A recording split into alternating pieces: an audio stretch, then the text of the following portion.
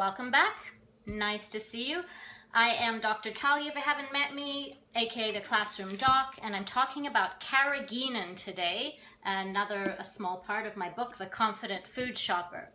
So carrageenan is a gum, and it's an additive that you'll find in many of your foods. People who know about it are often trying to avoid it. So I'm going to talk about what it is and why you might want to avoid it.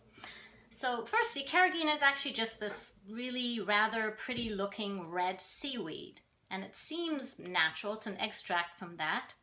However, studies on carrageenan show that, now these are on rats, but there's a correlation between their eating of carrageenan and inflammation in the gastrointestinal tract. So you may find ulcers, or even colon cancer in the digestive tract of rats fed carrageenan. Now, we are given food-grade carrageenan in our food.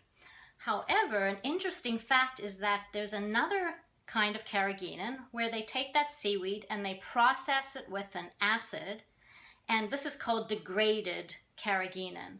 And degraded carrageenan is actually a known powerful inflammatory product, because it's even used in rat studies to cause inflammation on those rats so that anti-inflammatory drugs can then be tested.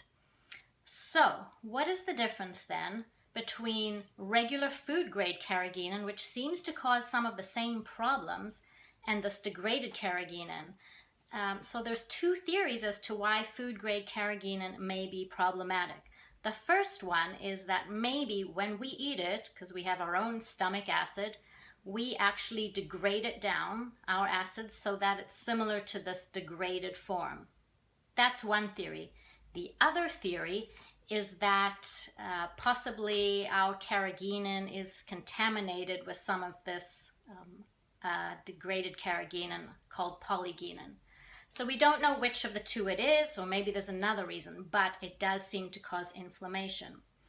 So this is especially problematic for people who may already have existing digestive issues, inflammatory problems, or maybe you have a family history of ulcerative colitis or Crohn's or other digestive issues. Now, where will you find it? Well, I guarantee you, unless you're crazy like me and you read your ingredients all the time, you're probably going to find it in many products in your kitchen. It's used as an emulsifier, so it helps to mix things, fats and liquids together, so your peanut butter doesn't separate, for example.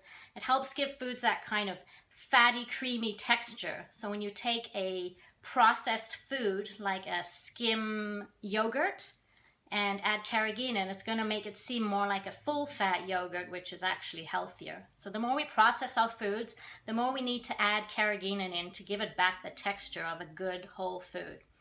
So go have a look in your kitchen, and I'm sure you're going to find it.